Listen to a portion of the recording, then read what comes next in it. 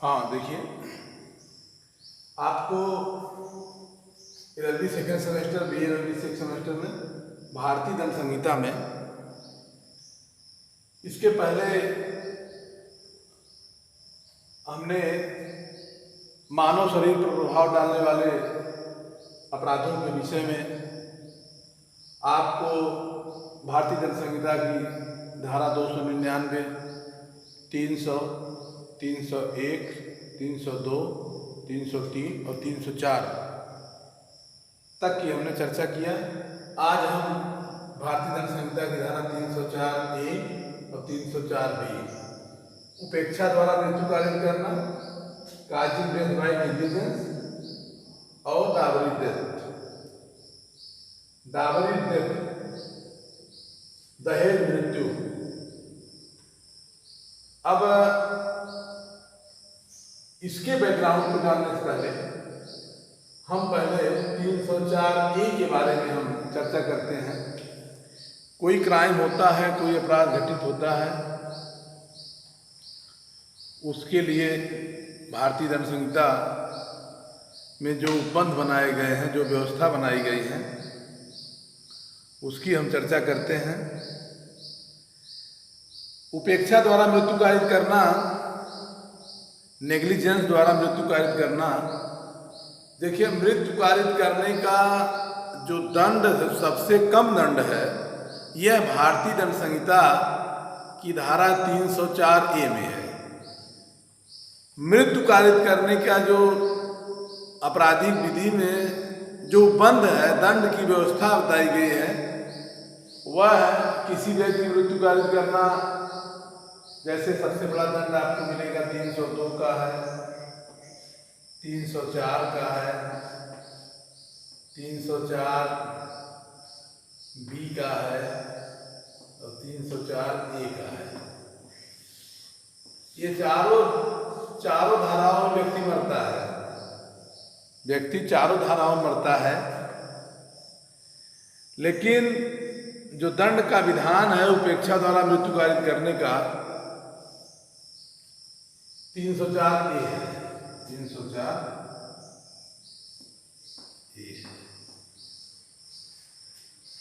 यहां पर 2 साल की सजा है, यहां पर 2 साल सजा है, यहां पर 5 साल, यहां पर आजीवन कारावास है। अभी बात करते हैं। यहाँ पर 2 साल सजा है, यहाँ अभी बात सुन रही। यहाँ पर 2 साल, यहाँ पर 2 साल सजा आपको मिलेगी। यहाँ पर आजीवन कारावास है, यहाँ पर भी आजीवन कारावास है। 302 में मृत्यु दंड है। जो सबसे कम दंड है 304A में है। 304A में है कि उपेक्षा द्वारा मृत्यु कारित करना। इसमें है जो कोई व्यक्ति उतावलेपन या उपेक्षा द्वारा कोई ऐसा कार्य करता है जिससे किसी व्यक्ति की मृत्यु कारित हो, जो आपराधिक मानव अधिक कोड में नहीं आता है, वह दोनों में से किसी भांति कारावास से, जिसकी अवधि 2 वर्ष तक होगी, जुर्माने से या दोनों से दंडित किया जाएगा। अब यहाँ पर आईपीसी का section 304A causing death by negligence, इसमें यह उपबंध है कि जैसे कोई व्यक्ति उपेक्षा द्वारा उतावलेपन द्वारा, शब्द उतावलेपन और उपेक्षा है। उतावलेपन से तात्पर्य, उपेक्षा से तात्पर्य है कि जो उसका कार्य था वह सावधानी पूर्वक नहीं कर रहा था। जैसे गाड़ी चला रहा था, ड्राइविंग कार्य कर रहा था, या ऐसा कार्य कर रहा था जिससे जो है कि उसको सावधानी पूर्वक कार्य करना चाहिए, लेकिन सावधानी पूर्वक कार्य नहीं कर रहा था, तो वह जो है ये कहा जाएगा कि उपेक्षापूर्ण कार्य वह कर रहा था। इसके लिए जैसे हम देख सकते हैं कि आप ऐसे कर सकते हैं, जैसे कोई व्यक्ति गाड़ी चला रहा था, ड्राइविंग कर रहा था, तो वह जो है ड्राइविंग करते समय नेग्लिजेंस द्वारा, उपेक्षा द्वारा भारतीय दंड संहिता की धारा 268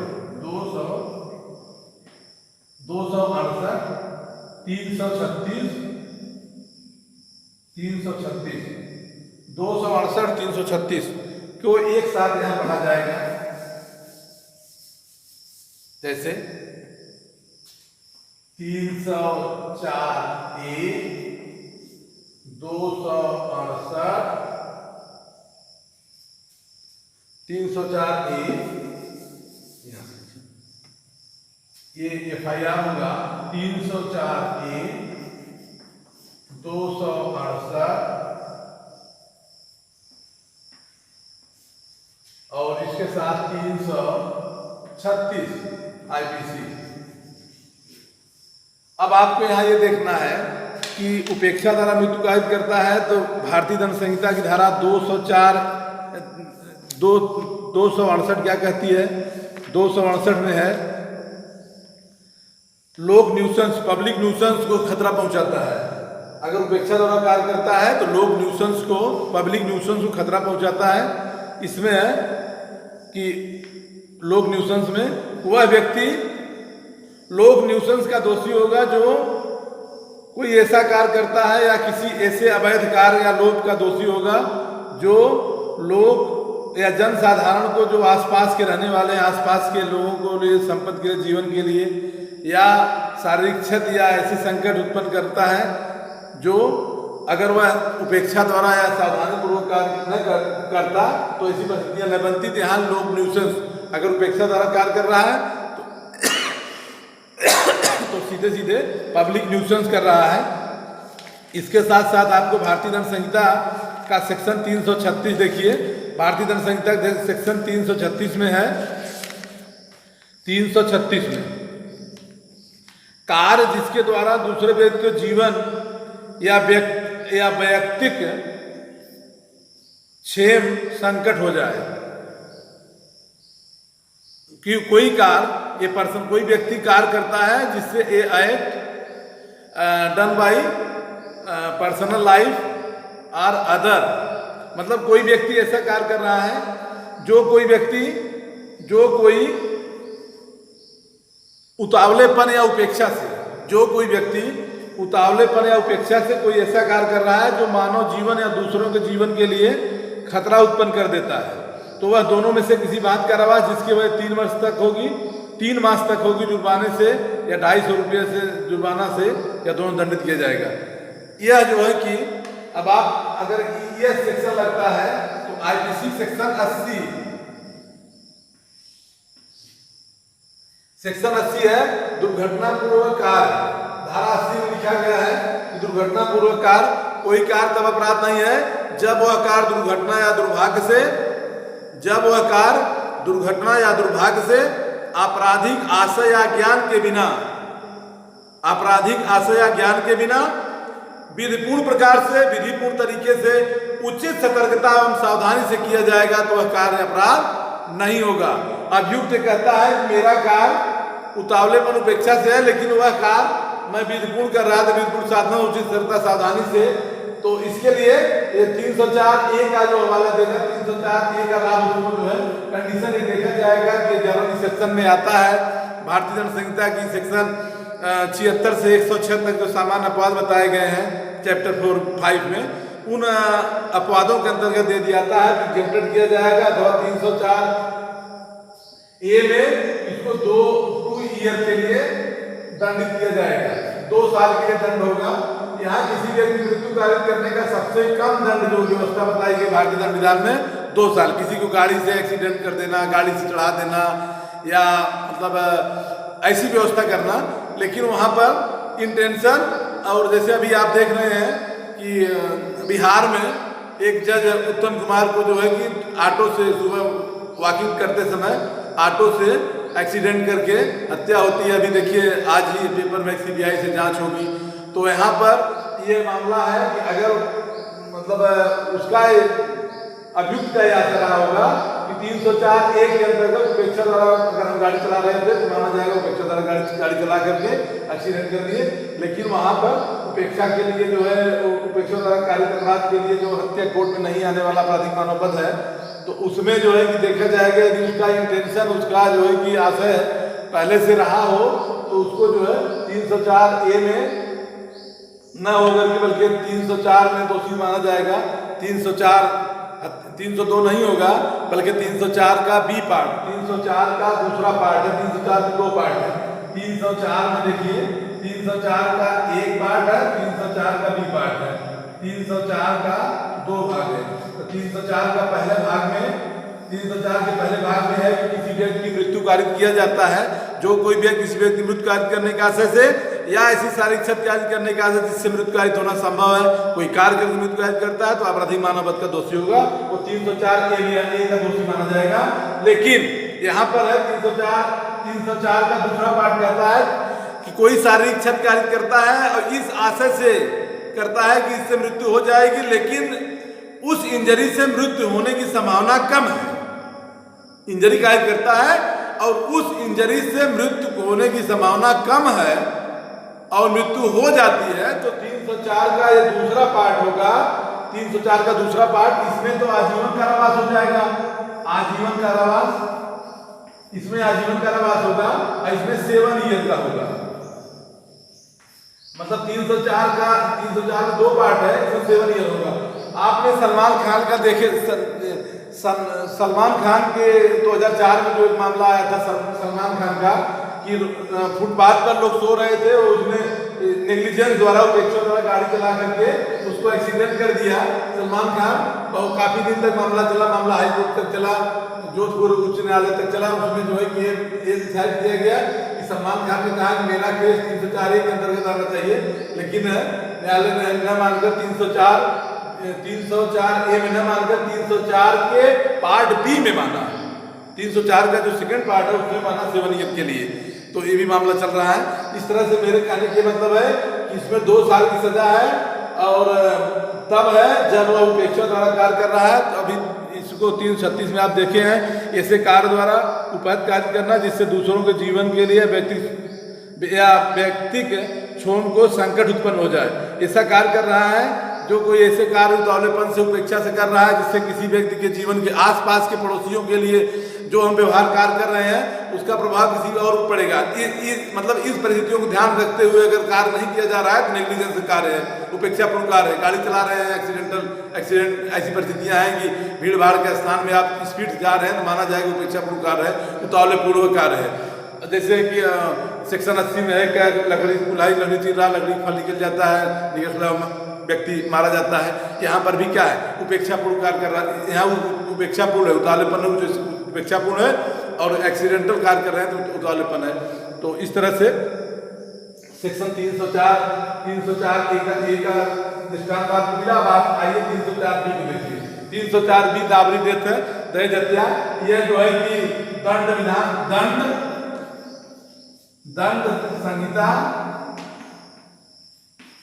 दंड संहिता संशोधन अधिनियम 1986, दंड संहिता संशोधन अधिनियम 1986 में डावरी डेथ को जोड़ दिया गया, पहले नहीं था।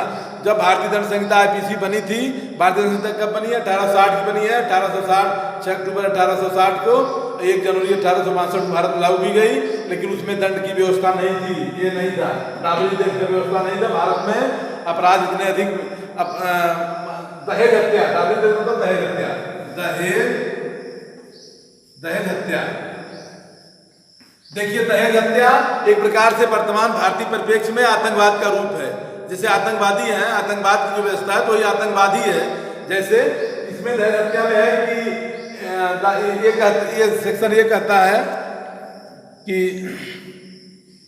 जहां किसी स्त्री की मृत्यु किसी जलने द्वारा, शारीरिक क्षति द्वारा कारित किया जाता है या उसके विवाह के 7 वर्ष के भीतर सामान्य परिस्थितियों से भिन्न, और यह दर्शित करता है कि मृत्यु से पूर्व उसके पद के नात रिश्तेदार, पद के सगा संबंधियों द्वारा दहेज के लिए प्रताड़ित किया गया था, क्रूरता का व्यवहार किया था, मानसिक प्रताड़ना दिया गया था, तो तो वह जो है कि ये माना जाएगा कि दहेज के लिए उसको हत्या हो गई। अब इसमें 304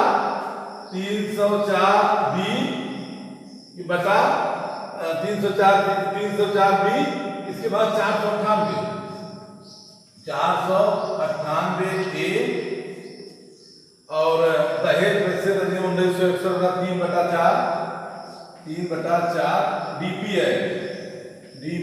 एक्ट एक सेक्शन बना, एक केस बना 304 बी 498 3/4 डीपी एक्ट। इसमें है कि जो कोई अब ये दहेज प्रतिशत अधिनियम के लिए ये जो है कि पहले नहीं, कानून विधान पहले नहीं था। जब दहेज प्रतिशत अधिनियम 1961 बना तो उस समय तत्कालीन परिस्थितियों में ये देखा गया कि विवाह के पश्चात जो है दहेज, जो भी दहेज के लिए इतना प्रताड़ित करते थे, तमाम केसेज आने लगी। उसके लिए कोई निश्चित दंड, मतलब ठोस दंड की व्यवस्था नहीं थी। इस संशोधन को लाने का उद्देश्य था कि महिलाओं का सामाजिक संरक्षण ये था कि अगर कानून कठोर होगा तो 304 भी नॉन बेलेबल है, इसमें बेल नहीं होती है, 6 महीने तक तो बेल भी रहना है। इसके लिए 2 कारण है। पहला ये और कठोर इसलिए है कि वर्डन ऑफ प्रूफ, सबूत का भार उस व्यक्ति पे होता है जो व्यक्ति ब्लेम लगाता है, कि जो व्यक्ति ये कहता है कि मतलब कि इन्होंने हमारे ऊपर हमको इन्होंने मारा, तो सबूत का भार विक्टिम पर होता है। लेकिन यहाँ पर सबूत का भार विक्टिम पे नहीं है, सबूत का भार पीड़िता पर नहीं, बल्कि सबूत का भार अभियुक्त पर होता है। अभियुक्त इस बात को साबित करेगा कि 304 बी में दहेज हत्या में मतलब इसकी मृत्यु सामान्य परिस्थितियों से भिन्न हुई थी, सामान्य परिस्थितियों में नहीं हुई थी। जैसे मतलब जल करने हुई, या तो इसका मृत्यु जैसे मान लीजिए कि हार्ट अटैक से हो गई, या इसकी मृत्यु जो है कि आप कह सकते हैं कोई जहरीला जानवर काट लिया है, या कैंसर से हो गई, या ऐसी परिस्थितियों में। तो ये दहेज हत्या 304 बी है। 304 बी क्या के लिए आवश्यक तथ्य क्या है? दहेज हत्या भारतीय दंड संहिता की धारा 304 बी का है कि मृतक द्वारा शारीरिक क्षति कारित की गई हो और वह सामान्य परिस्थितियों से भिन्न हो। पहला है कि मृतक को शारीरिक क्षति कारित की गई हो, सामान्य परिस्थितियों से भिन्न हो। दूसरा है कि विवाह के 7 वर्ष के भीतर की गई हो, विवाह के 7 वर्ष के भीतर की गई हो, 7 वर्ष के भीतर। और तीसरा है कि मृत्यु से ठीक पहले उसके मृत्यु को ठीक पहले पति या पति के नाते रिश्तेदारों द्वारा क्रूरता का व्यवहार किया गया था, क्रूएल्टी किया गया था। क्रूरता का व्यवहार से आपको मिलेगा 498 ए। क्रूएल्टी का शब्द जो है 498 ए में मिलेगा। 498 ए में क्रूएल्टी है, क्रूरता का व्यवहार बताया गया है यहाँ पर, और क्रूरता करता है तो क्रूरता का व्यवहार किया गया था। और दूसरा है कि अगला है कि ऐसे तंग आकर के उसने जो है मतलब आत्महत्या कर ली हो, या उसकी हत्या से पूर्व उसके शारीरिक क्षति इंजरी कारित की गई हो। इस प्रकार से दहेज हत्या का जो अपराध है, दहेज हत्या का अपराध एक समाज का एक घृणित अपराध है। ये बहुत ही जो है निंदनीय है कि पैसे के लिए विवाह के पश्चात 7 वर्ष के भीतर पति मतलब उसके ससुराल वालों द्वारा उसकी मृत्यु उसके ससुराल में हुई हो। ध्यान दीजिए, इसके लिए आवश्यक तत्व है कि 304 बी के दहेज हत्या के लिए का तत्व है कि पहला है कि विवाह के 7 वर्ष के भीतर हो। दूसरा है पति या पति के नाते रिश्तेदारों द्वारा क्रूरता का व्यवहार किया गया हो। किसके लिए? दहेज के लिए। दहेज की मांग की गई हो और उसकी मृत्यु सामान्य परिस्थितियों से भिन्न की गई हो।